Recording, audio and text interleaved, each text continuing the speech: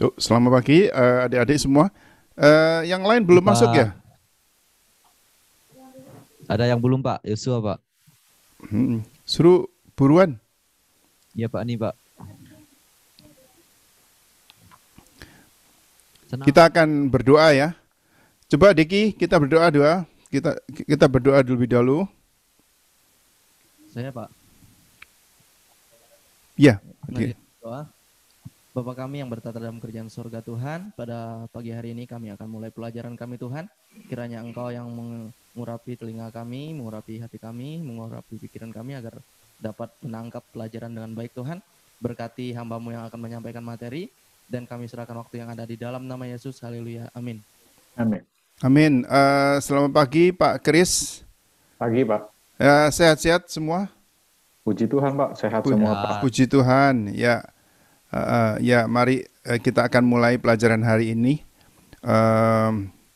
Silakan Pak Kris, saya sudah masukkan di YouTube live streaming juga. Oke. Thank you, Pak.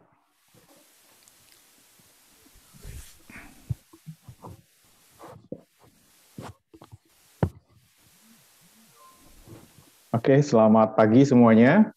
Pagi, Pak. Ya, kita hari ini akan materi baru yang akan saya sampaikan tentang 8 ucapan bahagia, ya. Nah, secara teologis, 8 ucapan bahagia itu dapat dianggap sebagai konstitusi baru dari kerajaan Allah, ya. Tema hari ini adalah ucapan bahagia yang pertama adalah orang yang miskin hatinya. Nah, di dalam Matius 5 ayat 3, firman Tuhan berkata begini, berbahagialah orang yang miskin di hadapan Allah, karena merekalah yang empunya kerajaan sorga. Nah, arti kata miskin di sini bukan secara lahiriah, bukan berarti miskin karena teman-teman atau kita tidak punya harta, bukan itu. Tetapi miskin yang dimaksud di sini adalah miskin hati. Katakan sama miskin hati. Miskin hati. Ya, jadi berbahagialah orang yang miskin hatinya di hadapan Allah, karena merekalah yang empunya kerajaan sorga. Nah, bicara kerajaan sorga, ini bicara tentang favor dan authority, ya. Jadi bicara tentang kebaikan, ya, kebaikan dan otoritas yang diberikan kepada kita. Jadi orang yang miskin hatinya, mereka itu akan diberikan sebuah kebaikan Tuhan, kebaikan kerajaan Allah, ya, kebaikan Tuhan dan otoritas kerajaan Allah itu dicurahkan kepada orang-orang yang miskin hatinya. Nah, ketika Allah memperkenalkan, ketika Allah memperkenalkan pertama kalinya, ya, kerajaannya itu di Gunung Sinai, ya, kita tahu melalui hukum Taurat, ya, diberikan kepada Musa, ya, supaya apa? Supaya kehidupan bangsa Israel itu berbeda dengan bangsa-bangsa yang lain, ya. Ada keteraturan, ada pengaturan yang spesifik bagi bangsa Israel ketika itu. Nah, ketika kita masuk pada perjanjian baru, ya, di mana Tuhan Yesus sendiri memperkenalkan satu lompatan paradigma yang baru, yaitu hukum kerajaan Allah yang baru, ya. Nah, khotbah di bukit sebenarnya itu adalah manifesto dari kerajaan Allah bagi setiap orang yang dipenuhi oleh rohnya, ya. Itu sebabnya di dalam perjanjian lama, ya, intinya Allah menetapkan kalau Israel itu ketika mereka mentaati seluruh hukum Taurat, maka mereka akan diberkati. Nah, ketetapan itu meliputi ketaatan di dalam area physical action, ya, physical action yang ditimpali dengan berkat-berkat fisik pula, ya. Kalau teman-teman sudah baca di perjanjian lama, ya, mulai dari kitab Keluaran, Imamat, Ulangan dan seterusnya, ya, kalian akan lihat bagaimana peraturan-peraturan, ya, yang dibuat, ketetapan-ketetapan, ya, ketika mereka taat, maka mereka akan mendapatkan berkat secara fisik, ya. Kalau mereka nggak taat, mereka akan mendapatkan kutuk secara fisik. Tetapi ketika di dalam perjanjian baru, Yesus mengajarkan sikap hati yang kalau kita letakkan dalam hidup kita, maka kita akan menjadi orang yang berbahagia dan diberkati dalam arti yang sesungguhnya. Nah, ini yang luar biasa teman-teman dari 8 ucapan bahagia ini. Nah, ini buat saya kalau kita renungkan baik-baik, ya, wow, ini dahsyat banget. Nah, ini juga yang dipahami oleh Rasul Paulus, ya, Di dalam 1 Korintus 15 ayat yang ke-46 ya, firman Tuhan katakan gini, yang mula-mula datang adalah yang alamiah, kemudian barulah datang yang rohaniah ya. Jadi yang pertama-tama kalau kita lihat bagaimana di Perjanjian Lama itu yang pertama kali ya yang datang itu bukan yang rohani ya, tetapi yang alamiah gitu loh ya. Nah, kemudian baru ketika di dalam Perjanjian Baru Yesus membuat sesuatu yang spektakuler ya, khususnya tentang kebenaran firman Tuhan. Wow, itu dahsyat banget ya. Kita menerima hal-hal yang sifatnya rohani. Nah, pada kenyataannya kita sepakat bahwa pengertian bahagia itu bukan karena kita memiliki sesuatu gitu ya. Jadi atau memiliki kedelapan daripada kebahagiaan ini. Tetapi ya, kekristenan pada kenyataannya juga meliputi berkat-berkat yang merupakan janji-janji Allah ya. Kalau kita mentaati firman-Nya ya, tetapi kita juga harus dapat membedakan dan memisahkan antara berkat materi dan berkat dalam arti kebahagiaan batiniah ya. Jadi kata bless atau kata berkat ya, jangan diartikan selalu dengan yang sifatnya lahiriah ya. Nah, kata bless itu atau bisa dirinci, kata bless itu sebenarnya yang diberkati ya, kalau kita baca dari bahasa aslinya Yunani itu artinya disebutkan makarios, yang artinya secara sederhana ya memang berarti bahagia ya. Nah, menurut para sarjana Yunani, bahagia adalah istilah yang terlalu halus untuk menyatakan satu kekuatan yang ingin Yesus nyatakan, sehingga kata yang lebih tepat adalah yang diberkati ya. Saya percaya kata berbahagia ini menjadi luar biasa ya, ketika kita memahami kata bahagia ini bukan hanya bahagia secara fisik ya, tetapi bahagia yang nanti kita akan belajar sama-sama, bahagia yang secara rohani yang luar biasa banget ya. Nah, berikutnya, jadi ini benar-benar berbicara tentang orang yang menerima perkenanan Tuhan ya, pada ketika kita lahir baru gitu ya kan, pada waktu kita menerima Yesus sebagai Tuhan dan Juru Selamat ya, kita akan lebih mengerti lagi nanti tentang bagaimana arti kata diberkati ini ya, perkenanan Tuhan ini ya. Nah, saya percaya teman-teman kita semua sudah banyak belajar dari kemarin ya. Nah, ketika kita menyadari sebenarnya kasih Tuhan yang begitu melimpah dalam hidup kita, kebaikan Tuhan yang dicurahkan dalam kehidupan kita, itulah yang dimaksud dengan bahagia itu sesungguhnya ya. Saya merasakan ketika kita bertobat, terima Tuhan Yesus sebagai Tuhan dan Juru Selamat, kita belajar dalam kehidupan ini, dan kita melihat bagaimana kebaikan-kebaikan Tuhan yang sebenarnya tidak bisa dinilai dengan harta atau tidak bisa dinilai dengan materi yang bisa ukurannya itu adalah dunia. Tetapi kita merasakan satu kebahagiaan yang secara jiwa, secara roh, gitu, secara tubuh kita merasakan kebaikan Tuhan itu wow, luar biasa gitu loh. Nah, itulah yang disebutkan dengan kata bahagia yang sesungguhnya ya. Nah, apa sih makna miskin di hadapan Allah ya? Nah, konsep tentang miskin dan diberkati ya. Pertama, pengertian yang salah ya. Nah, ini kita harus mengerti dulu ya, memahami, jangan sampai kemudian konsep tentang miskin atau diberkati itu menjadi salah. Nah, yang salah itu ya, yang selama ini salah, pertama, yang diberkati adalah mereka yang mempunyai ratusan miliar, wah, uang yang banyak, mungkin deposito yang jangka panjang. Bukan itu. Yang konsep diberkati itu bukan berarti kita punya harta, punya uang yang banyak ya.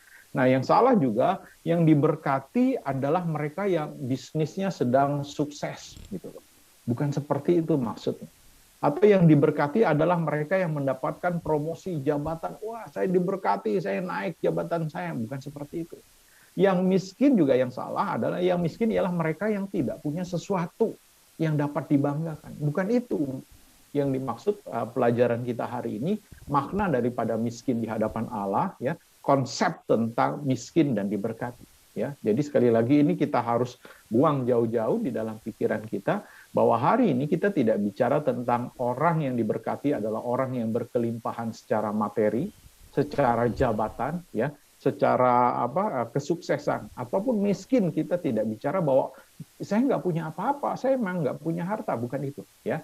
Tetapi konsep yang benar tentang miskin dan diberkati adalah miskin di sini yang dimaksud di pelajaran kita hari ini adalah miskin ini sama sekali bukan berarti tidak memiliki apa-apa ya, baik itu kekayaan ataupun kepemilikan materi ya. Diberkati juga di sini yang dimaksud hari ini adalah kondisi yang berakar dari alam surgawi. Kondisi berakar dari kepercayaan kita ya, yang merasakan yang mengalami penghiburan ya, anugerah, kebaikan, kemurahan Tuhan yang tercurah di dalam kehidupan kita. Itu yang dimaksud kata diberkati ya. Banyak orang yang mungkin secara keuangan punya banyak ya, banyak uang, jabatan baik, tetapi sebenarnya secara rohani hatinya ya itu miskin banget. Tapi ada orang yang biasa-biasa aja gitu ya kan, tetapi dia selalu bilang seperti ini, aduh saya butuh Tuhan, saya perlu anugerah Tuhan. Nah ini yang dimaksud Tuhan adalah miskin ya secara rohani gitu ya. Kenapa? Karena ketika kita merasa kita nggak punya apa-apa ya, kita ini ya, nanti kita belajar sama-sama ya di selanjutnya, karena saya jadi terburu-buru ingin menjelaskan gitu ya kan. Nah yang kedua, orang Kristen harus dapat memahami bahwa tanpa Tuhan ya secara spiritual kita itu jadi lemah, kita itu jadi miskin. Sebab itu kita membutuhkan Tuhan. Benar nggak teman-teman? Ketika mata rohani kita terbuka, ketika kita nyadarin kegelapan hati kita, terpisah dari kasihnya, dari kebaikannya, dari rahmatnya, ya, kita ini nggak ada apa-apanya. Kita ini menjadi orang yang benar-benar berdosa banget. Ketika kita menyadari kehidupan kita yang lama, yang sebelum mengenal Kristus, siapa sih kita? Kita nggak bisa apa-apa.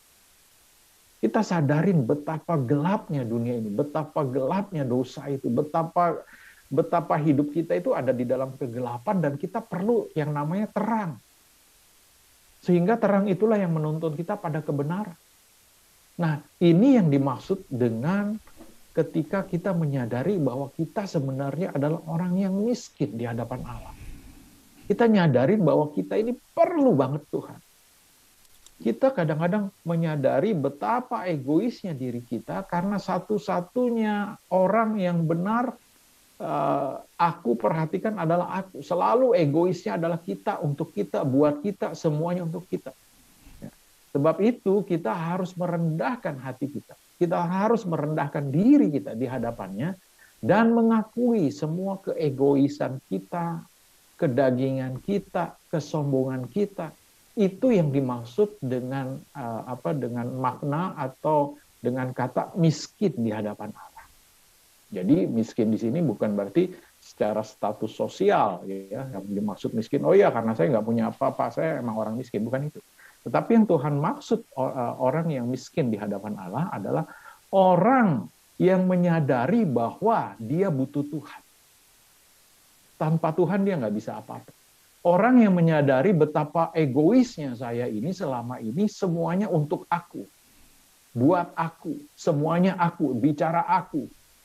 Ya, itu sebabnya Tuhan mau setiap kita miskin di hadapannya adalah kita mulai merendahkan hati kita. Kita mulai merendahkan diri kita di hadapan Tuhan dan mengakui semua kedagingan kita, semua keegoisan kita. Itu yang Tuhan maksud dengan miskin di hadapan Allah. Sampai di sini mengerti teman-teman? Ya. Mengerti, Pak. Ya. Nah, hati yang miskin adalah ketika kita sadar bahwa kita telanjang di hadapan Tuhan. Artinya apa? Kita nggak punya motivasi, kita nggak punya obsesi untuk membuktikan sesuatu. Dan kita nggak pernah takut kehilangan sesuatu. Dan kita tidak perlu menyembunyikan sesuatu di hadapan Allah. Kita sadar bahwa kita ada hanya oleh anugerah Allah. Wow, ketika kita menyadari makna yang ketiga ini ya, tentang miskin di hadapan Allah, ya, kita nggak punya motivasi apa-apa kok di hadapan Tuhan. Cuma satu, saya mengasihi Engkau Tuhan. Karena apa? Karena Engkau begitu baik. Engkau angkat aku dari lumpur dosa. Engkau selamatkan aku. Engkau membersihkan aku. Yang tadinya kotor, aku sekarang bersih, putih, murni di hadapan. Engkau mengasihiku. Dan kita nggak pernah merasakan kita bisa kehilangan sesuatu. Karena kita sadarin semuanya dari Allah untuk kemuliaan Allah. Dan kita tidak perlu lagi ya yang namanya khawatir di dalam hidup ini. Orang yang miskin di hadapan Allah itu menyadari siapa dia di hadapan Allah. Dan kita juga nggak bisa menyembunyikan sesuatu di hadapan Allah. Wow, ini dahsyat banget ya ketika kita mengerti makna miskin di hadapan Allah. Nah inilah yang saat-saat ini bagaimana Tuhan membutuhkan. Allah sedang membutuhkan orang-orang yang miskin di hadapan. Maukah teman-teman menjadi orang yang miskin di hadapan Allah? Amin. Saya mau banget karena janji Tuhan mereka yang miskin adalah mereka yang empunya kerajaan surga. Ya, jadi makna arti tadi yang saya jelaskan, makna kerajaan surga adalah bicara tentang kebaikan Allah yang melimpah-limpah dalam kehidupan kita. Anugerahnya yang melimpah dalam kehidupan kita. Dan jangan lupa otoritas kerajaan Allah itu diberikan kepada orang yang miskin hati. Ya. Nah,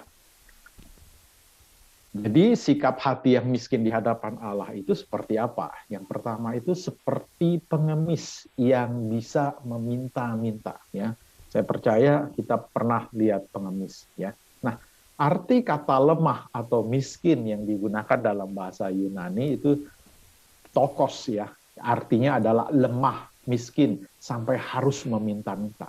Nah itu sikap yang harus ada di dalam kehidupan kita. Ya, kita harus meminta-minta kepada Tuhan. Tuhan, aku perlu Engkau. Ya, kata Yunani yang lain juga diartikan pena, yang juga diterjemahkan sebagai kata miskin. Ya, digunakan untuk menguraikan orang yang miskin sehingga harus bekerja setiap hari untuk kebutuhan hidup. Keadaan di mana seseorang mengalami kebangkrutan, keputusasaan. Ya, jadi ketika kita mengerti arti kata miskin seperti ini, ya. Jadi apa ya? Kita ini hanya tergantung kepada Tuhan. Hidup kita itu hanya tergantung kepada Tuhan. Sampai kita membutuhkan, benar-benar membutuhkan Tuhan.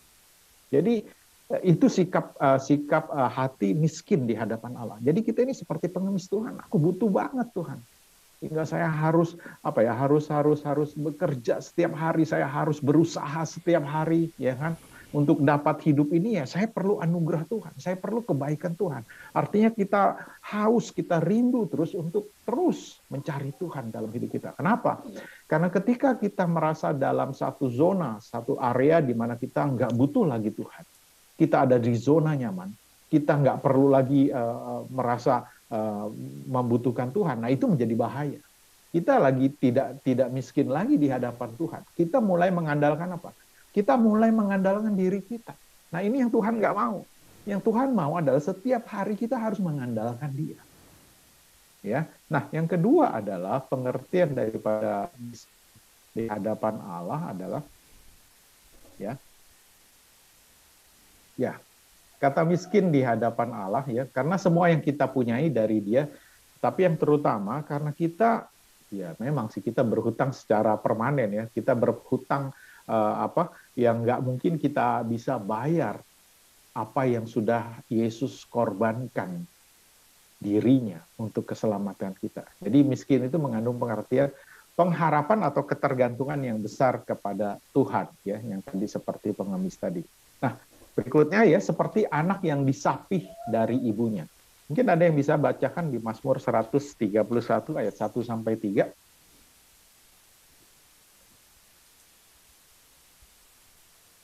Mazmur 131 ayat 1 sampai 3.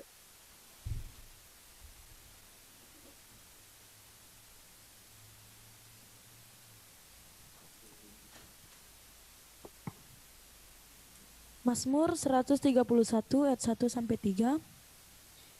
Tuhan, aku tidak tinggi hati dan tidak memandang dengan sombong. Aku tidak mengejar hal-hal yang terlalu besar. atau hal-hal yang terlalu ajaib bagiku. Sesungguhnya aku telah menenangkan dan mendiamkan jiwaku, seperti anak yang disapi berbaring dekat ibunya. Ya, seperti anak yang disapi jiwaku dalam diriku. Berharaplah kepada Tuhan, hai Israel, dari sekarang sampai selama-lamanya. Amin. Amin. Ya. Jadi sikap hati yang miskin di hadapan Allah adalah seperti anak yang sedang anak seorang bayi itu yang masih bayi banget, yang masih digendong, yang masih perlu disusui, yang butuh ibunya gitu ya. Jadi seorang anak yang disapih ya, anak tersebut hanya bisa menunggu ya dan berharap di samping ibunya ya. Ada waktunya ketika dia harus disusui, dikasih makan ya. Semua sifatnya itu menuntut ya hanya untuk dirinya sendiri ya. Dia diberi makan ketika memang dia saat dia ingin makan ya, dan ketika meminta dia akan selalu berteriak, menangis ya, menyepak ya dengan marah. Tapi ketika ia disapi, ia hanya bisa menunggu dan berharap di samping ibunya karena ia tahu bahwa tepat pada waktunya sang ibu akan menyediakan apa yang dia perlukan. Nah, inilah pengertian yang mendasar tentang sikap hati yang hanya berserah dan takluk kepada Tuhan, di mana kita sungguh-sungguh percaya dan berharap kepadanya. Jadi yang Tuhan mau kita seperti seorang anak yang disapi oleh ibunya, kita hanya sikap hati kita itu kita hanya berserah dan takluk kepada Tuhan. Di mana kita sungguh-sungguh percaya dan berharap hanya kepada Tuhan saja. Jadi itu sikap miskin di hadapan Allah. Kita seperti seorang anak yang butuh gitu ya, disuapin sama ibunya, diberi makan sama ibunya. Nah, seperti itulah sikap seorang anak ya, sikap kita terhadap Tuhan ya. Itu yang dimaksud dengan pengertian miskin di hadapan Allah ya. Yang ketiga, sikap hati yang miskin di hadapan Allah adalah mengakui kebutuhan yang mendalam ya akan belas kasih Tuhan ya. Nanti kalau teman-teman baca di Lukas 18 ya. Sulit bagi seorang anak untuk merendahkan hati ketika dia merasa sempurna dan banyak hal dia merasa telah hidup benar ya. Ketika kita merasa wah kita sudah baik, sudah bagus, saya sudah ikut Tuhan, udah cukup lama, saya udah pelayanan, saya nggak buat dosa, ya. Nah, ketika kita punya sikap seperti itu, ya, ketika kita merasa diri kita sudah sempurna, maka sulit bagi orang tersebut untuk merendahkan hati, ya, mempunyai sikap yang miskin di hadapan Allah. Camkan baik-baik, biarlah hidup kita selalu harus rendah hati. Kita harus siap dikoreksi oleh Tuhan. Kita harus merasa bahwa kita ini belum ada apa-apanya, Tuhan. Saya masih perlu Engkau, Tuhan. Nah, itu yang Tuhan mau. Yang tadi saya bilang, jangan sampai kita ada di zona nyaman kita nggak butuh Tuhan lagi. Kita mengandalkan diri kita. Ya. Nah, sulit bagi seseorang untuk merendahkan hati ketika keadaan hidupnya semakin hari semakin baik, semakin naik, semakin sukses. Itu sebabnya kadang setiap hari saya selalu berdoa gini, Tuhan, saya nggak mau seperti ini terus. Dalam arti kok biasa-biasa saja. Buat sesuatu Tuhan. Untuk saya terus bergairah dan membutuhkan Engkau. Kalau perlu Tuhan, kasih masalah dalam hidupku Tuhan. Supaya apa? Supaya aku menyadari Tuhan, bahwa aku butuh Engkau. Aku butuh pertolongan Engkau. Aku ini belum ada apa-apa. Jadi kalau teman-teman kayaknya nggak ada tantangan di dalam kehidupan, di dalam pelayanan, ya nyaman-nyaman saja, semua sudah tersedia, ya semua dalam kondisi baik. Sekali-sekali berdoa teman-teman kepada Tuhan. Tuhan, uji aku. Tuhan, kasih aku masalah Tuhan. Kenapa? Karena waktu kita minta sesuatu seperti itu di hadapan Tuhan, saya percaya kita mulai nyadarin bahwa kita butuh Tuhan. Ya, itu sebabnya yuk bangun terus sikap hati kita ya setiap hari bahwa kita perlu Dia. Kita membutuhkan Dia. Kita ini belum ada apa-apanya. Amin. Ya, saya percaya ke depan ini teman-teman kan akan banyak bergerak ya dalam hal kerohanian ya. Tetapi satu hal, jangan sampai kita lupa untuk merendahkan hati kita. kita merasa kita sudah baik, sudah sempurna, sudah tidak butuh Tuhan lagi. Ini bahaya, ya. Jadi biarlah sama-sama, ya, mulai hari ini kita sama-sama belajar, ya, pagi hari ini, ya, bagaimana sikap hati yang miskin di hadapan Allah, ya. Nah, yang terakhir adalah bagaimana sih gaya hidup seorang yang miskin, ya. Nah, kita baca sama-sama, ya. Yang pertama adalah mengucap syukur, ya. Mengucap syukur, mungkin ada yang bisa bacakan 1 Tesalonika 5 ayat 16, dan nanti bergantian ada 1 Timotius 6 ayat 6.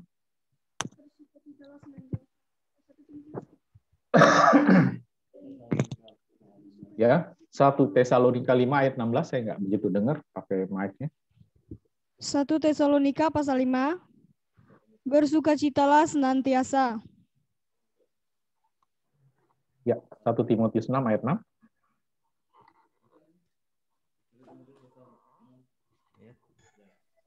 Satu Timotius 6 ayat 6. Memang ibadah itu kalau disertai rasa cukup memberi keuntungan besar. Ya, perhatikan baik-baik ya teman-teman. Mengucap syukur itu bukan berarti kita dapat berkat, ya. Mengucap syukur itu bukan berarti hal-hal yang baik terus kita bilang mengucap syukur terima kasih Tuhan. Buat saya itu bukan kita bisa mengucap syukur untuk hal-hal seperti itu. Tapi maksud saya begini gitu. Orang yang nggak kenal Tuhan juga bisa mengucap syukur untuk hal-hal yang seperti itu, ya. Tapi bagaimana kita bisa mengucap syukur begini? Ketika hal-hal yang tidak baik ada di dalam kehidupan kita, ketika hal-hal yang mungkin dalam tanda petik kurang baiklah ya di hadapan di dalam kehidupan kita, ya. Nah, kita bisa mengucap syukur. Itu yang dimaksud dengan mengucap syukur. Ya. Artinya biarlah kita mengucap syukur dan berterima kasih untuk segala sesuatu, ya, yang Tuhan berikan kepada kita. Ganti semua hal keluh kesah, ganti semua hal yang menggerutu, ganti semua hal yang kita bisa protes, ya, dengan hal mengucap syukur. Ketika kita punya masalah, kita bilang, Tuhan terima kasih untuk masalah yang Tuhan izinkan terjadi dalam kehidupanku. Supaya aku membutuhkan Engkau. Supaya aku tahu bahwa aku masih sombong, Tuhan. Nah, bisa nggak kita mengucap syukur untuk hal-hal seperti itu? Itu yang Tuhan maksudkan. Ya. Bersyukurlah untuk setiap hal-hal kecil yang dianugerahkan kepada kita. Contoh kita bangun pagi, kita bilang, Tuhan terima kasih Tuhan. Untuk satu tarikan nafas yang luar biasa ada di dalam kehidupanku. Karena kita tahu mereka yang dirawat di rumah sakit, itu mereka pakai selang oksigen itu bayar loh teman-teman. Nggak gratis. Kita bisa menarik nafas ini oksigen dengan gratis, tidak dirinci, tidak ada bond untuk kita bayar gitu kepada Tuhan. Ya. Sehingga apa? Sehingga kita tidak merasa iri kepada mereka yang kelihatannya lebih berhasil daripada kita. Jadi ketika kita sering mengucap syukur, ya, nah gaya kehidupan seorang yang miskin itu selalu mengucap syukur. Ketika kita banyak mengucap syukur, bukan hanya untuk hal-hal yang baik, untuk hal-hal yang buruk juga dalam kehidupan kita, maka tidak ada kesempatan di dalam hidup kita untuk kita bisa iri kepada kesuksesan orang lain, kepada keberhasilan orang lain. Kenapa? Kita udah ngerasa, kita ini anugerah Tuhan itu udah luar biasa dalam hidup kita. Ya, jadi kunci yang pertama adalah mengucap syukur. Ya. Nah yang kedua, gaya hidup seorang yang miskin adalah, yuk kita buka Filipi 3 ayat 10 dan Kolose 3 ayat 1-4. Filipi 3 ayat 10. Yang ku kehendaki ialah mengenal Dia dan kuasa kebangkitannya dan persekutuan dalam penderitaannya, di mana aku menjadi serupa dengan Dia dalam kematiannya. Kolose 3 ayat 1-4. Kolose 3 ayat 1-4. Karena itu, kalau kamu dibangkitkan bersama-sama dengan Kristus, carilah perkara yang di atas, di mana Kristus ada, duduk di sebelah kanan Allah. Pikirkanlah perkara yang di atas, bukan yang di bumi.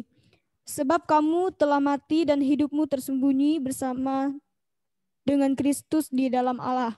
Apabila Kristus yang adalah hidup kita menyatakan diri kelak, kamu pun akan menyatakan diri bersama dengan Dia di dalam kemuliaan.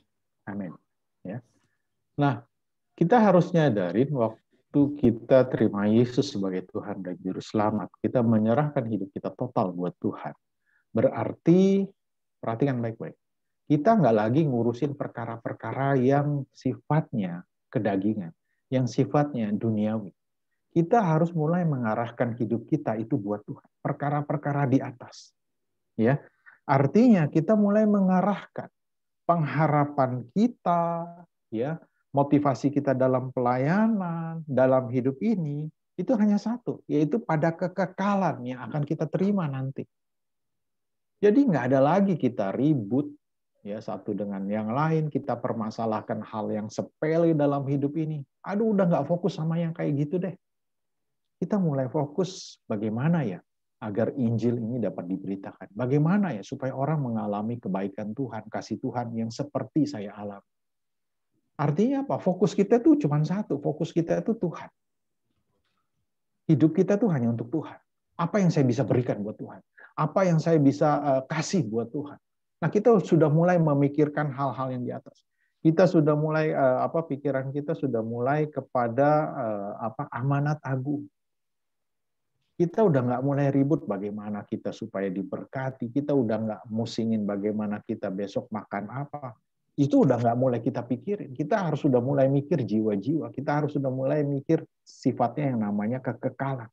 Yang semuanya hanya untuk kemuliaan Tuhan, ya, untuk Tuhan, buat Tuhan, semuanya buat Tuhan. Kenapa? Karena kita percaya kemuliaan Tuhan itu sudah disediakan buat kita yang percaya kepadanya. Kita hanya menjalani saja apa yang Tuhan perintahkan. Jadi gaya hidup seorang yang miskin adalah, ya, hidupnya buat Tuhan, fokus hidupnya buat Tuhan. Fokus hidup atau pelayanannya itu hanya untuk Tuhan. Semua untuk Tuhan. Nggak ada lagi bicara untuk dirinya. Amin. Yang terakhir, ya, gaya hidup seorang yang miskin. 2 Korintus 8 ayat 9, ada yang bisa bacakan, dan Yakobus 4 ayat 13 sampai 16. 2 Korintus pasal 8 ayat yang ke-9. Karena kamu telah mengenal kasih karunia Tuhan kita Yesus Kristus, bahwa Ia yang oleh karena kamu menjadi miskin, sekalipun Ia kaya, supaya kamu menjadi kaya oleh karena kemiskinannya. Amin. Next, Yakobus 4 ayat 13 sampai 16. Yakobus 4 pasal 4 ayat 13 sampai 16. Berikut di atas, jangan lupakan Tuhan dalam perencanaan. Jadi sekarang, hai kamu yang berkata, hari ini atau besok kami berangkat ke kota Anu, dan di sana kami akan tinggal setahun dan berdagang serta mendapat untung, sedang kamu tidak tahu apa yang akan terjadi besok. Apakah arti hidupmu? Hidupmu itu sama seperti uap yang sebentar saja kelihatan lalu lenyap. Sebenarnya kamu harus berkata, jika Tuhan menghendakinya, kami akan hidup dan berbuat ini dan itu. Tetapi sekarang kamu memegahkan diri dalam congkakmu, dan semua kememahan yang demikian adalah salah. Amin. Jadi gini teman-teman, ya. Biarlah kita punya sikap kerendahan hati. Kita tidak tahu besok akan terjadi apa, ya seperti apa. Berjalan dalam kerendahan hati dan hati yang hancur, ya. Sesungguhnya kita nyadarin kita ini nggak punya apa-apa. Siapa sih kita? Kita ini nggak punya apa-apa dalam hidup.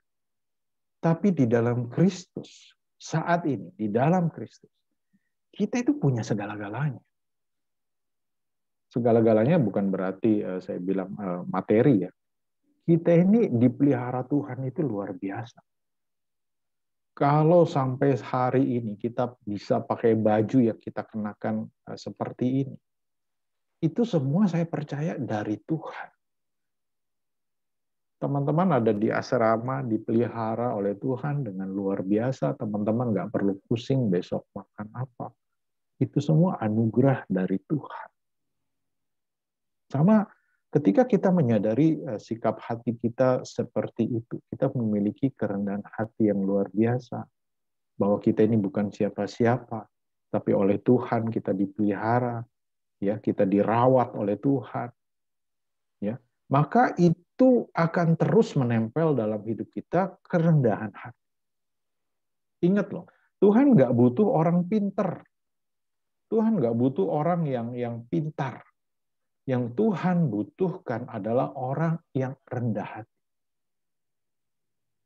Waktu kita rendah hati, artinya kita siap dibentuk oleh Tuhan. Kita siap dipoles oleh Tuhan. Kita siap diutus oleh Tuhan kemanapun Tuhan mau. Kita siap digerakkan oleh Tuhan kemanapun Dia mau kita bergerak. Nah, Tuhan butuh orang-orang seperti itu. Itu sebabnya ya di dalam hidup ini ya, khususnya di dalam kehidupan teman-teman mulai hari ini dan seterusnya, termasuk saya juga, kita semua, biarlah kita memiliki sikap yang rendah hati. Semakin kita rendah hati, semakin Tuhan percayakan hal-hal yang besar dalam hidup kita. Semakin kita rendah hati, Tuhan akan bergerak dalam kehidupan.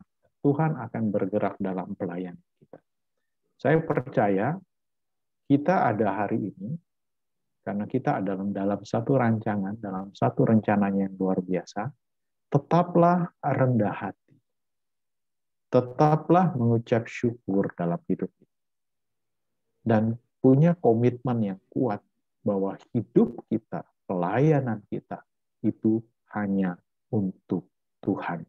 Bukan lagi untuk kita, tetapi semuanya untuk kemuliaan Tuhan. Nah, ketika gaya hidup kita ini seperti ini, ya, gaya hidup seorang yang miskin seperti ini, perhatikan baik-baik. Seperti yang tadi kita baca ya di dalam Matius 5 ya, bahwa orang-orang yang miskin hatinya adalah orang-orang yang berbahagia. Saya percaya kita semua hari ini adalah orang-orang yang berbahagia. Kenapa? Karena kita memiliki sikap hati yang miskin di hadapan Allah. Kalau kita memiliki sikap hati yang miskin di hadapan Allah, yang sudah kita belajar hari ini, pengertian yang benar, maka kitalah yang ampunya kerajaan surga. Kitalah yang diberikan kepada Tuhan, yaitu kebaikan, dicurahkan dalam kehidupan kita. Otoritas kerajaan Allah itu ada di tangan kita. Kita memiliki kuasa untuk menyembuhkan yang sakit. Kita memiliki kuasa untuk melepaskan, ya kan, kebaikan Tuhan, kemurahan Tuhan kepada orang-orang yang belum mengenal Tuhan. Wow, itu dahsyat banget, teman-teman. Nah, hari ini kita banyak belajar tentang gaya hidup seorang yang miskin, ya. Nah, hari ini kita coba merenungkan. Pernah nggak teman-teman berpikir hal-hal yang dapat menyenangkan hati teman-teman? Apa sih yang pernah Anda pikirkan untuk dapat menyenangkan hati teman-teman? Yuk, coba dijawab. Seperti di saat kita melakukan praise and worship, Pak. Praise and worship itu menyenangkan hati teman-teman, menyenangkan hatimu. Yang lain, menyenangkan hati saya dan juga Tuhan. Oke, yang lain.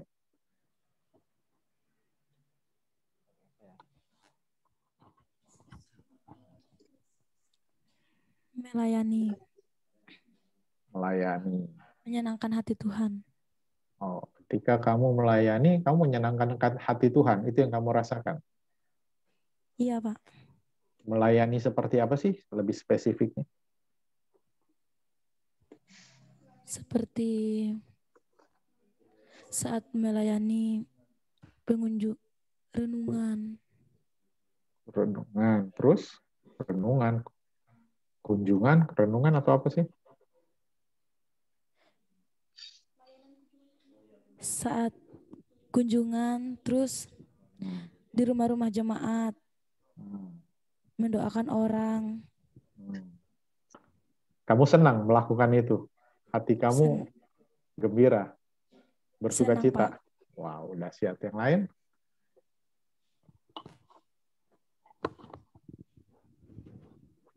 Sama Pak, berkunjung-kunjung juga Pak.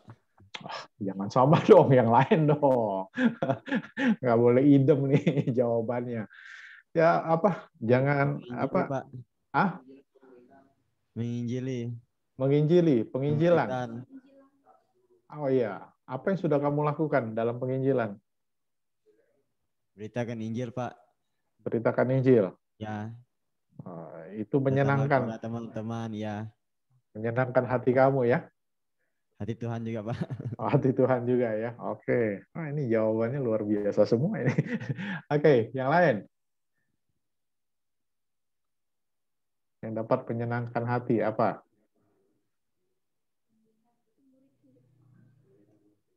Jawabannya jangan diplomatis ya. Harus jujur ya. Ayo apa?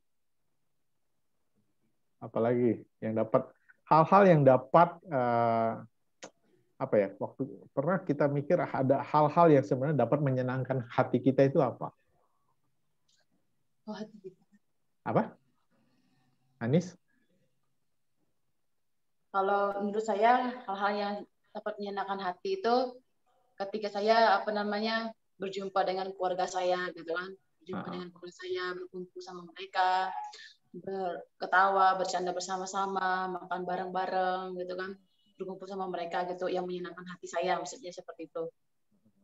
Jadi itu menyenangkan hati kamu ya, ketika kamu dapat kumpul bersama-sama dengan keluarga besar lah ya, maksudnya gitu ya, orang tua, adik-adik kakak gitu, itu menyenangkan hati kamu gitu ya. Oke, yang lain.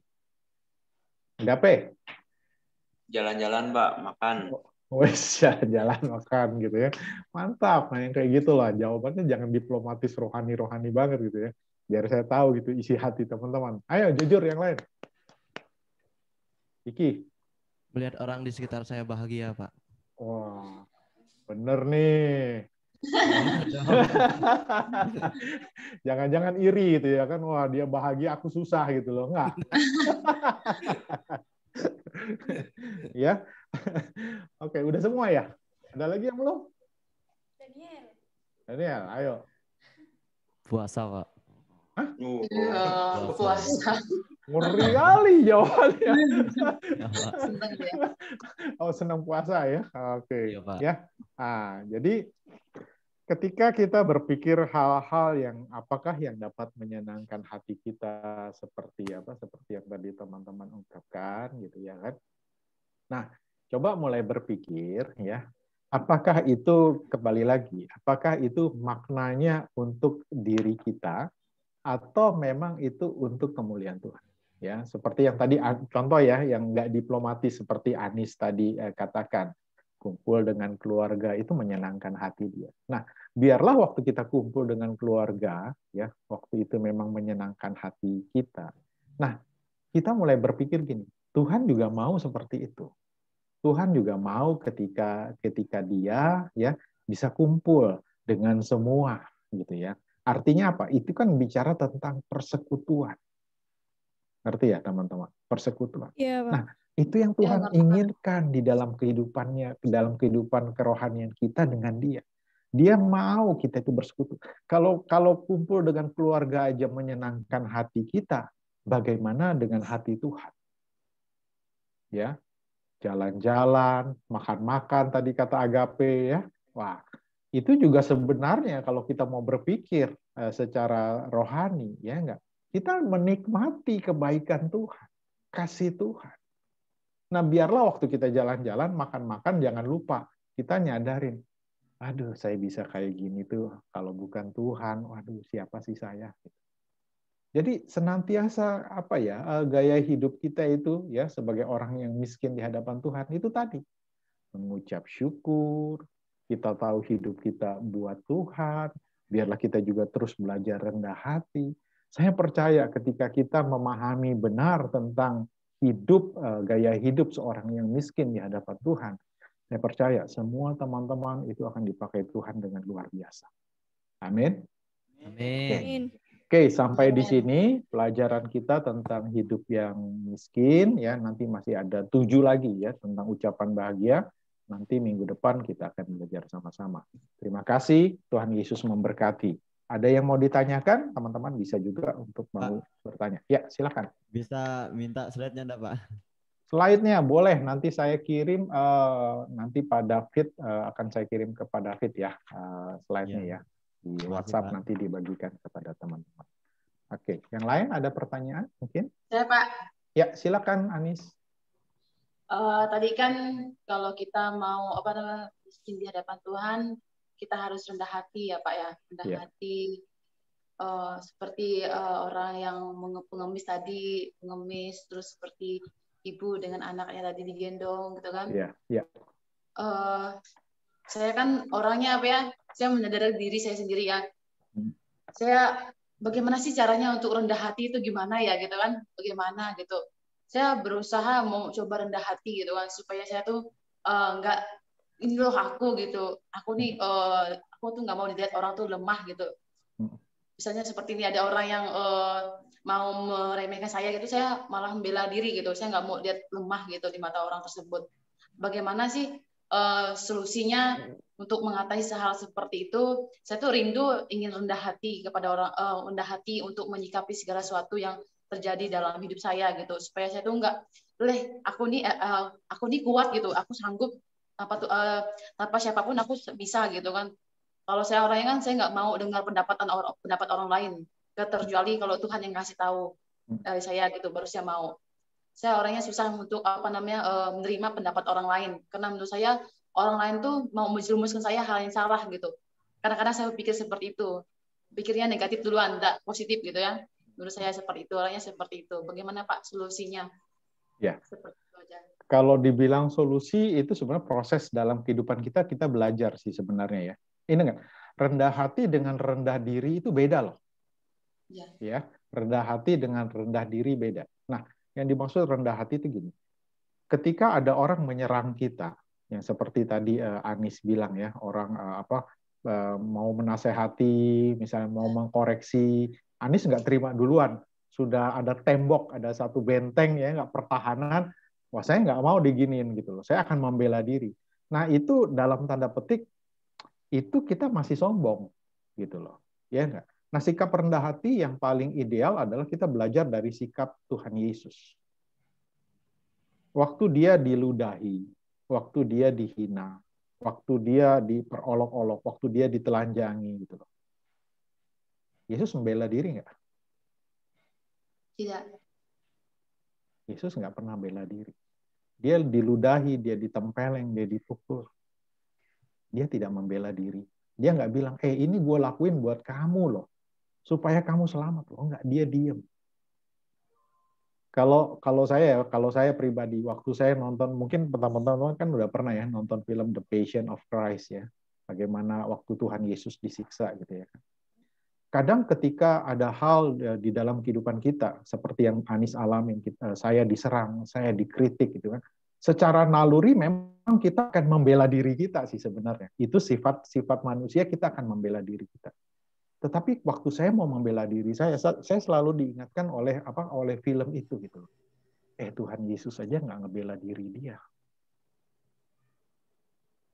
Waktu saya dihina, waktu saya difitnah gitu ya, saya cuma bilang, Tuhan, pembelaan itu datangnya dari Engkau. Saya sebelum gini, waktu hal-hal yang seperti itu menyerang diri kita, sebenarnya kita bisa bereaksi. Yang seperti Anis bilang, kita bisa memproteksi, kita bisa membentengi diri kita dengan kesombongan kita, dengan keakuan kita. Nah, mulai kita belajar gini, sebelum kita bereaksi, kita diem dulu, kita tanya Tuhan, Tuhan saya harus ngapain? Saya percaya pasti Tuhan akan bilang gini, diem aja, tenang aja, aku yang membela engkau. Nah, memang itu nggak gampang. Saya percaya itu perlu belajar. Saya juga sampai detik ini pun masih belajar. Ya, namanya sifat kedagingan kita itu pasti akan muncul ketika kita diserang. Tapi mulai belajar. Ketika kita diserang hal-hal yang seperti itu, kita mulai belajar gini, Tuhan, apa yang harus saya lakukan? Kalau yang kalau orang menyerang pribadi kita, biarlah kita bilang ini, Tuhan, pembelaan itu datangnya dari Engkau.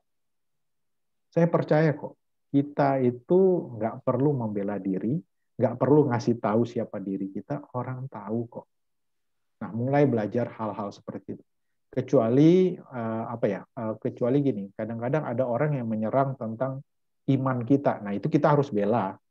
Itu kita bicara kebenaran. Tetapi kalau orang menyerang diri kita, pribadi kita harus belajar rendah hati itu seperti itu. Ikuti teladan Yesus.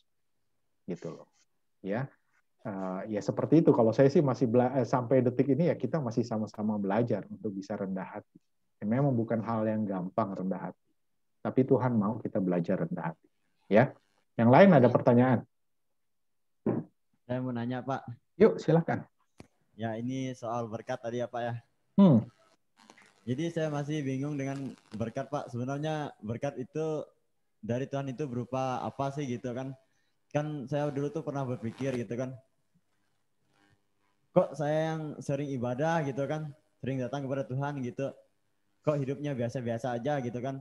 Sedangkan teman-teman yang lain yang setahun sekali gitu ke gereja, tapi saya merasa mereka diberkati gitu, Pak. Itu gimana ya, Pak? Ya, kadang kita melihat ya, kita udah deket sama Tuhan, kita sudah melayani, kok hidup saya biasa-biasa aja ya. Sementara tuh ada orang, temen gitu ya kan, lah masih bikin dosa, ya enggak? Tapi kok hidupnya diberkati gitu ya, secara materi, misal kita melihat hal-hal seperti itu. Nah, teman-teman gini loh, kadang kita melihat ukuran atau parameternya itu dari kacamata kita, bukan dari kacamata Tuhan. Kita ngelihat bahwa diberkati itu karena yang tadi, oh dia punya motor, punya mobil, punya harta. Kita melihat hal-hal yang seperti itu. Tapi kita nggak ngelihat kedalaman hati orang tersebut. Apakah dia bisa menikmati itu semua? Kita yang nggak punya apa-apa, ya, kita yang misalnya nggak punya motor banyak, mobil banyak, nggak punya harta yang banyak, gitu loh, ya nggak? Kita membandingkan hal-hal yang seperti itu, berkat yang sifatnya lahiriah, materi. Nah, buat saya itu salah besar, gitu loh. Kalau kita pakai ukurannya seperti itu, ukurannya seperti ini, teman-teman, harus mulai rubah. Berkat itu bicara damai sejahtera di hati kita, sukacita di hati kita. Itu yang nggak bisa dibeli, itu yang nggak bisa diukur. Sekarang saya tanya, kalau kita mati atau teman kita mati itu yang diberkati, benar ya? Semua kan mati ya? Ya, Pak. Bawa apa? Nggak ada yang dibawa, Pak. Motornya dibawa nggak? Mobilnya dibawa nggak? Uangnya dibawa nggak? Enggak. Masih dikasih baju di peti mati aja udah ngucap syukur. Benar nggak? Ya, Pak. Kalau kita ngelihat, di dunia ini sementara. Fokus kita itu jangan di dunia. Kita jangan kejar apa yang ada di dunia.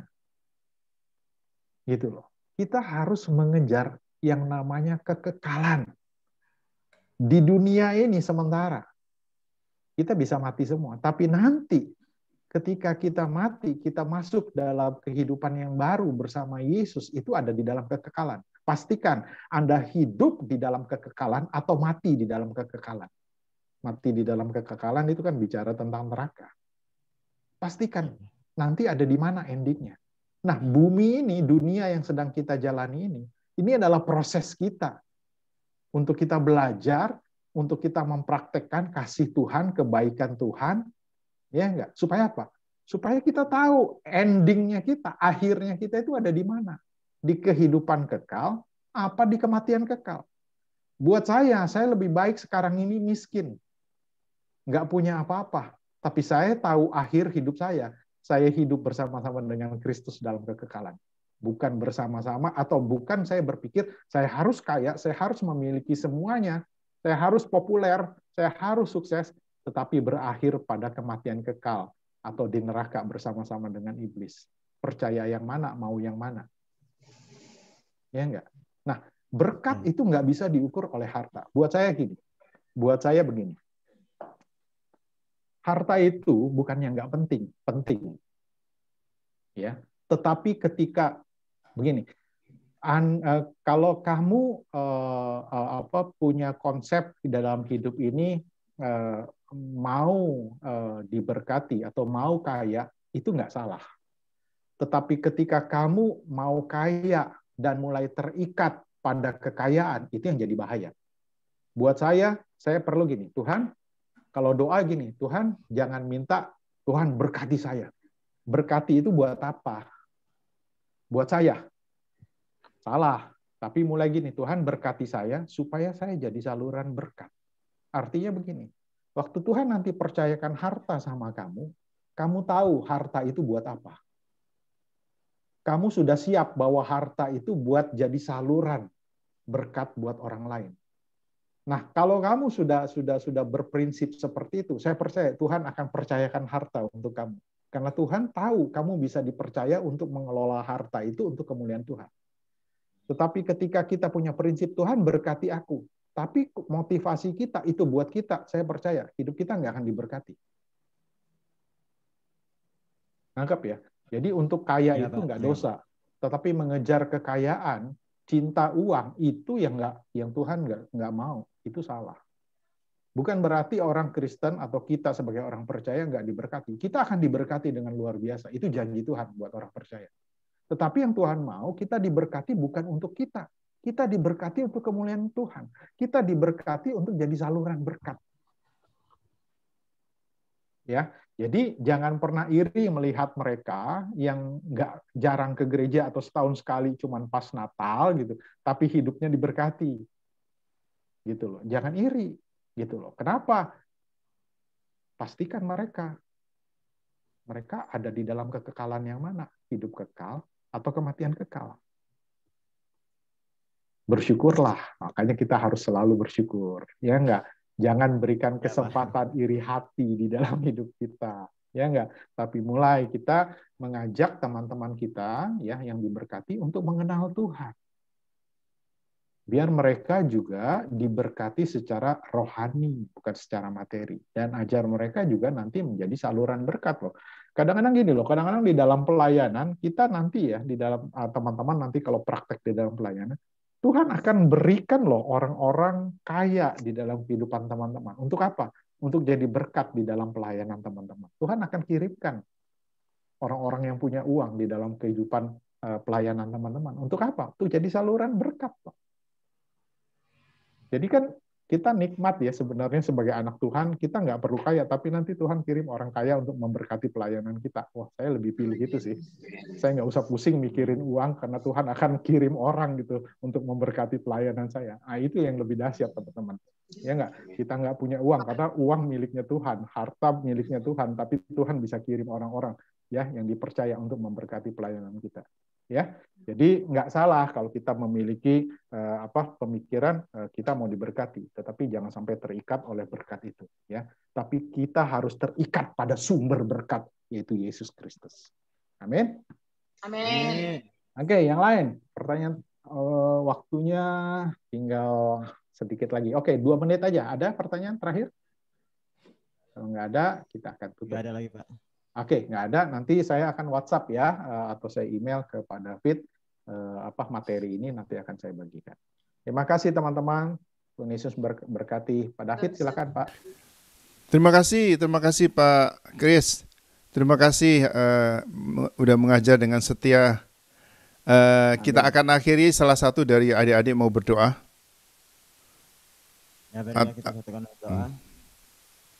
Tuhan Yesus, terima kasih ya Tuhan, kami telah mendengarkan pelajaran dari Pak Kristianto ya Tuhan. Biarlah setiap pelajaran ini menjadi berkat dan kekuatan bagi kami ya Tuhan, di mana setiap kami melayani Tuhan, kami bisa memakaikan pelajaran ini ya Tuhan. Dan juga Tuhan, kami serahkan segala aktivitas kami selanjutnya Tuhan ke dalam tangan-Mu Tuhan. Di dalam nama Tuhan Yesus kami ucap syukur, haleluya, amin. Amin. Terima kasih, sampai jumpa minggu depan. Tuhan berkati. Terima kasih semuanya.